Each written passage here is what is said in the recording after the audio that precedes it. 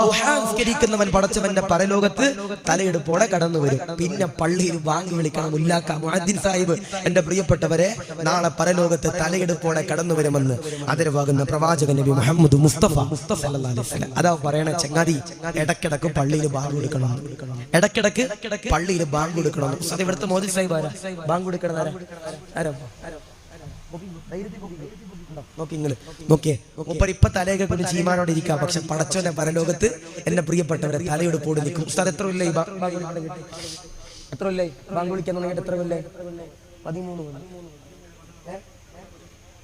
13 കൊല്ലം അല്ലേ? മദ്രസയൊക്കെ പഠിപ്പിക്കുന്നുണ്ടോ? മദ്രസ ഇല്ല, ബാങ്ക് മാത്രം വിളിക്കുന്ന ഒരു ചങ്ങാതിരിക്കണം എന്നൊക്കെ. ഈ ഉസ്താദ് നാളെ അള്ളാഹുവിന്റെ പരലോകത്ത് ഖത്തീബ് പോലും തലവിളിച്ചിരിക്കേണ്ടി വരും, ആശിഖ്ദാരും തലവിളിച്ചിരിക്കേണ്ടി വരും, കമ്മറ്റിക്കാരെ തലവിളിച്ചിരിക്കേണ്ടി വരും. പക്ഷെ പള്ളിയിൽ ഉസ്താദ് കണ്ടില്ലടപ്പാ, ഞാൻ ബാങ്ക് വിളിച്ചതുകൊണ്ട് തലയിടുപ്പോടെ നിൽക്കണമെന്ന് കണ്ടില്ലേ എന്ന് ആ ഉസ്താദിന് തന്റെ അടുത്തോടെ പറയാം. അള്ളാഹു ഈമാൻ നൽകട്ടെ, അള്ളാഹു സ്വീകരിക്കട്ടെ. ഞാൻ ചോദിക്കട്ടെ, പള്ളിയിൽ ഒരു തവണയെങ്കിലും ബാങ്ക് വിളിച്ചിട്ടുണ്ടെങ്കിൽ ഒന്ന് കൈവയ്ക്കേ. അക്കീം വിളിച്ചിട്ടുണ്ടോ? ബാങ്ക ഉണ്ടോ? ഒരു തവണയെങ്കിലും. അൽഹംദുലില്ലാഹ്, അള്ളാഹു നിലനിർത്തട്ടെ, അള്ളാഹു സ്വീകരിക്കട്ടെ. പള്ളിയില് ബാങ്ക് വിളിക്കാൻ അവസരം കിട്ടിയ ബാങ്ക് വിളിക്കണതിൽ പ്രതിഫലമുണ്ട്. ഇനി ഞാൻ പറഞ്ഞു പള്ളിയിൽ ബാങ്ക് വിളിച്ച പ്രതിഫലം ഉണ്ടെന്ന് പറഞ്ഞിട്ട് നാളെ നമ്മുടെ മുഅദ്ദിൻ ഉസ്താദ് മൈക്കിൽ സ്വിച്ച് ഇട്ട് ബാങ്ക് വിളിക്കാനായിട്ട് ഉസ്താദ് എന്ന് പറഞ്ഞിട്ട് ഞങ്ങൾ ബാങ്ക് കൊടുക്കാന്ന് പറഞ്ഞ ഉസ്താദിന് ജോലി കളയരുത്. അവസരം കിട്ടും. ഒരു ഉസ്താദിന് സുഖമില്ല, അള്ളാഹു ആഫിയത്തും ദീർഘായുസ്സും കൊടുക്കട്ടെ.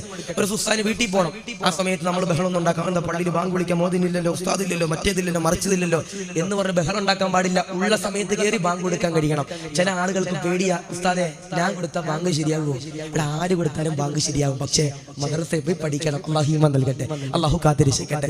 അല്ലെ, നിങ്ങൾ കണ്ടിട്ടില്ലേ മദ്രസയിൽ ഇപ്പൊ മക്കളെ വിടാൻ ഭയങ്കര മടിയാ താത്തമാർക്ക്.